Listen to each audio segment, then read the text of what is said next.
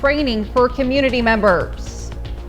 And we've got mostly sunny skies out there, just a few clouds here and there. We'll talk about that forecast and some thunderstorm chances coming up. And local organizations come together to raise awareness for child abuse. The 4 states' most watched news starts now.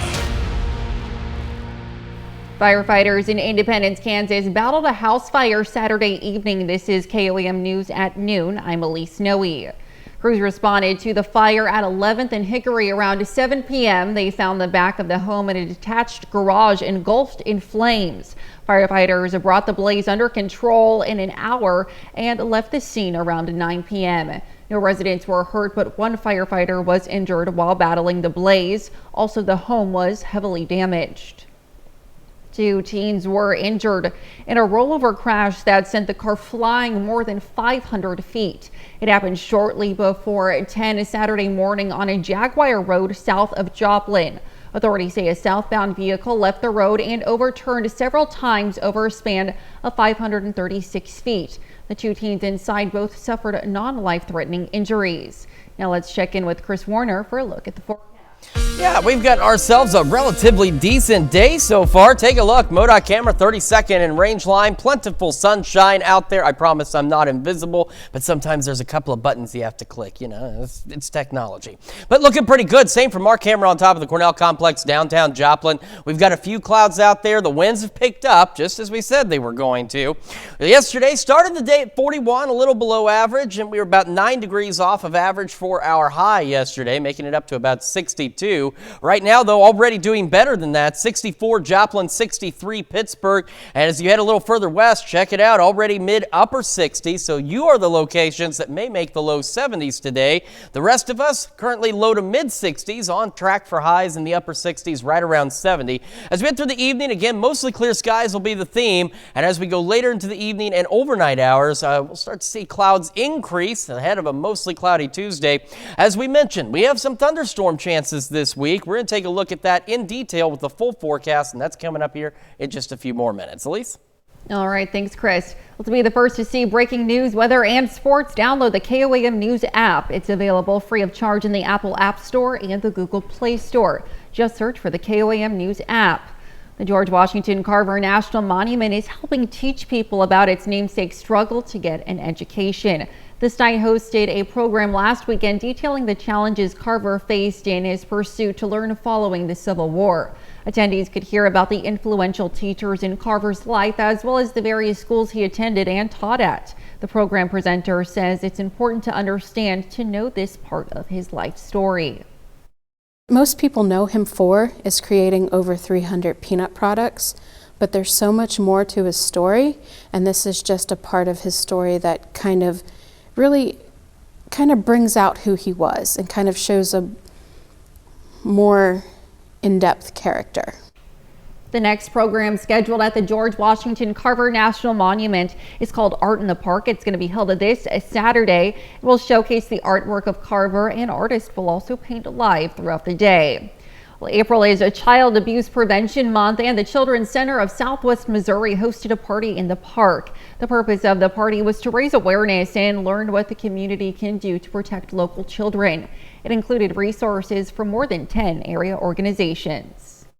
The main goal of this event is just to make sure that everyone knows that no matter whether you're a parent or a mandated reporter, everyone can see something, say something. Everyone can protect the kids in our community by calling the Child Abuse Hotline and your local law enforcement anytime you see something that could look alarming. Saturday's event also featured various games and activities for the kids. When a disaster strikes, you should be prepared. This weekend, community members in Miami attended an emergency response training to learn how they can keep themselves and the community safe. KOAM's Samantha Walker has more. Emergencies happen when you least expect it, but Rick Aldridge is working to make sure his community is as prepared as possible. Rick is the founder and a trainer for the Oklahoma Emergency Response Team. The group is made up of people ready to take action in case of an emergency. Here, especially in northeast Oklahoma, we get a variety of different issues here, especially flooding. And there's just not enough first responders to be able to handle things. That first 24 hours, of course, are very busy. Aldridge leads trainings for the public to learn how to best respond during an emergency. Attendees don't have to be part of an organized response team. They might just want to keep their families safe. Participants are not first responders, but they are trained to help.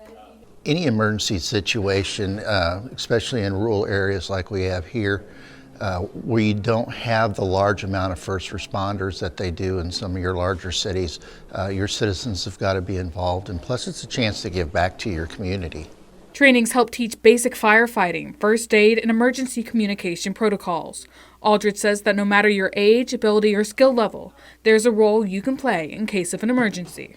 You may not necessarily be, as I call it, a knuckle dragger, being out there having to do the heavy work, but there's administrative work. There's so much stuff that goes into a disaster response that people just don't think of. Reporting in Miami, Samantha Walker, KOAM News.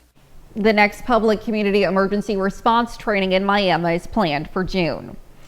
Well, coming up, another historic day in Manhattan as opening statements begin in former President Donald Trump's criminal trial. And later, we're making the ultimate dirt cake in the Mr. Food test kitchen. Workers at Volkswagen's plant in Chattanooga, Tennessee voted to join the United Auto Workers late Friday. The National Labor Relations Board, the federal body that oversees such votes, announced that 73% of the plant workers who cast ballots voted to join the union, and there was an 84% turnout. If the union can win the right to represent workers across most of the non-union auto plants, which are mainly in the South, it could increase their leverage in future contract negotiations. Well, TikTok is vowing to challenge a potential U.S. ban of its app. Saturday, the House passed a foreign aid package that calls for TikTok's Chinese parent ByteDance to sell it within 270 days or risk being banned nationwide. In an internal memo to employees, the company says it's planning to file a court challenge if the bill is signed into law. TikTok has publicly opposed the bill, saying it infringes on its users' First Amendment rights. Supporters argue the law is necessary to protect American security and personal data. The number of high school seniors who have submitted applications for financial aid is down significantly this year. According to the National College Attainment Network, only 37% of seniors submitted a free application for federal student aid through April 12th. Students must submit the application in order to be eligible for federal grants and loans, as well as financial aid offers by states and schools. Opening statements began this morning in former President Donald Trump's historic criminal trial in New York. The presumptive Republican presidential nominee is accused of falsifying business records related to a so-called hush money payment during his 2016 campaign.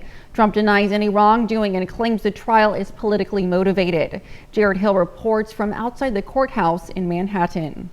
Former President Trump again claimed to be the victim of a witch hunt as he entered the courtroom ahead of opening statements in his historic trial. What's going on right here should never be happening. It's a very, very sad day in America. Trump faces 34 felony counts of falsifying business records. He's accused of using his former lawyer, Michael Cohen, to funnel payments to adult film star Stormy Daniels. In their opening statement, prosecutors said Trump, quote, orchestrated a criminal scheme to corrupt the 2016 election.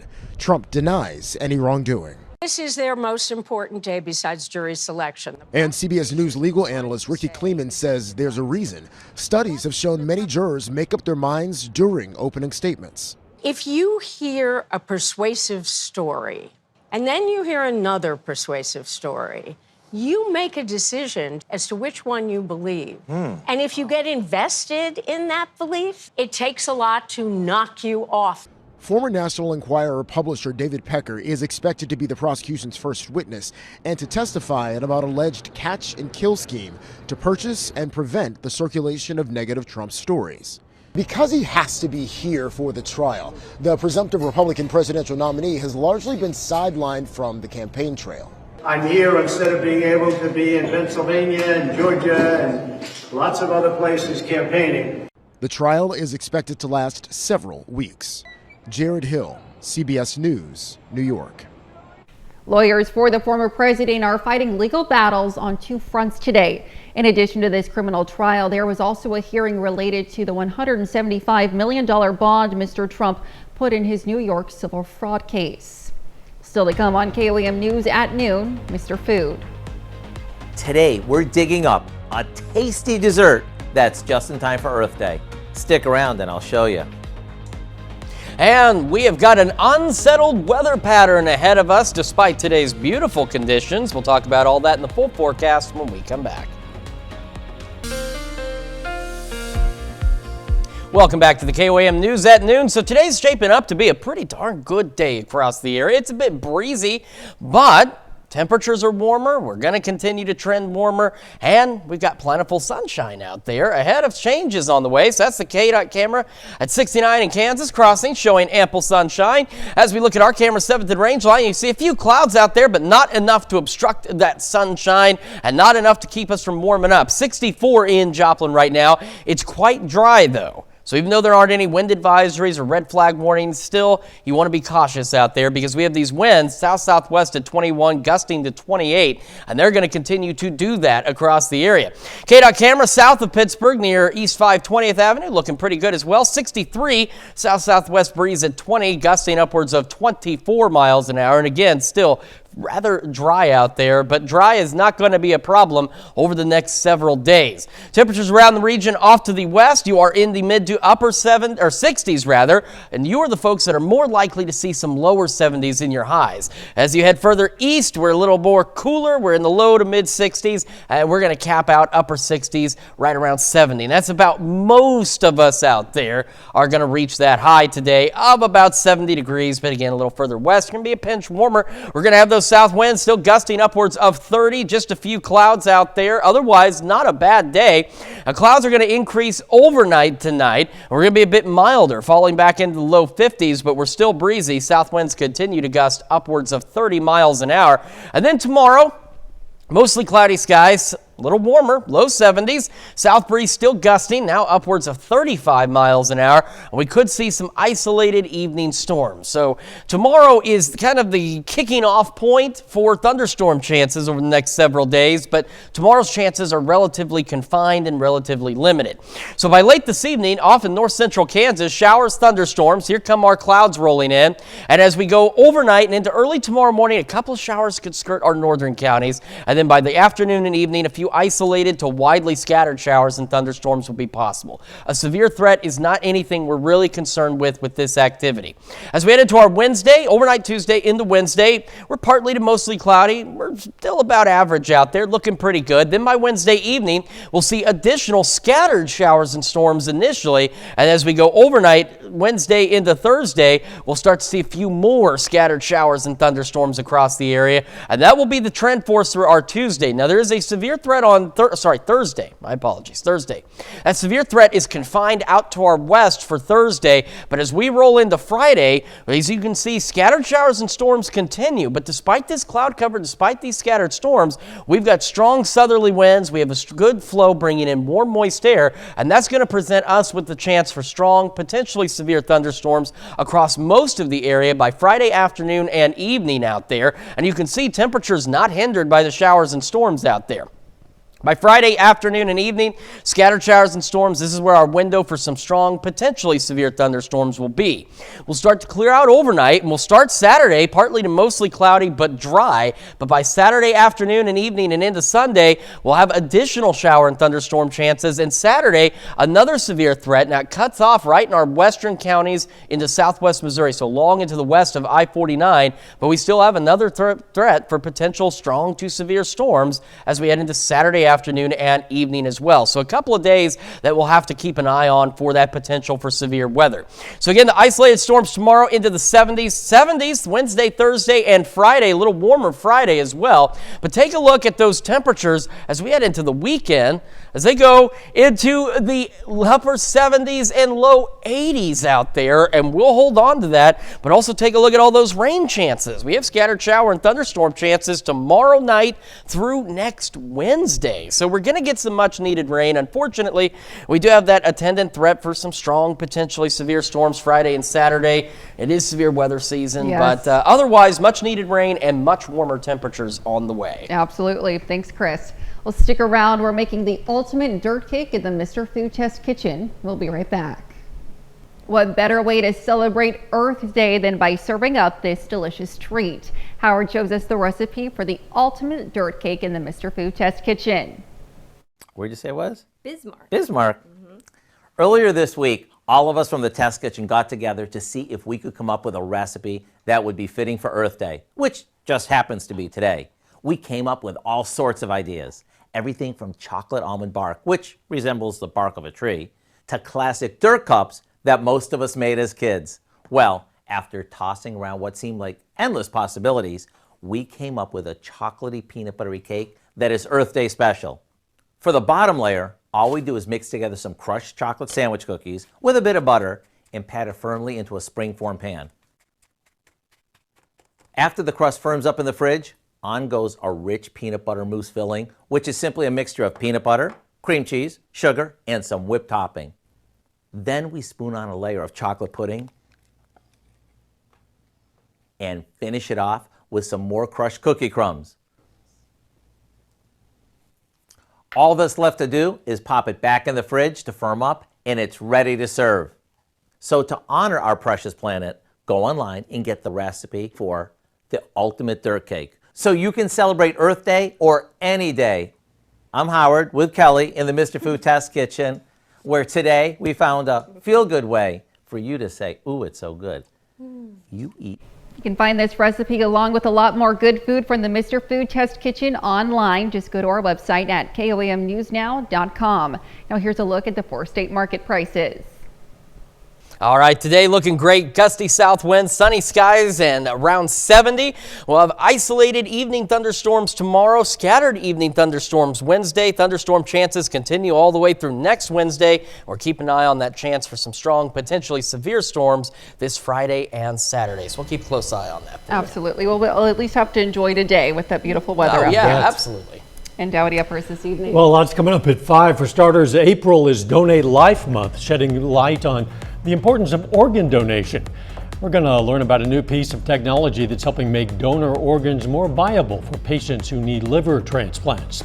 Plus, we're going to hear from residents of Lamar, Missouri about their efforts to petition for a new community pool. And local officials and first responders break ground for the construction of a new fire station in Baxter Springs, Kansas. Hope you'll join us for those stories. A lot more, of course. It's all coming up today. KOAM News at 5. Absolutely. Well, that's the news for now. Thank you for joining us on KOAM News at noon. We'll see you right back here at 5. Until then, have a great rest of your day.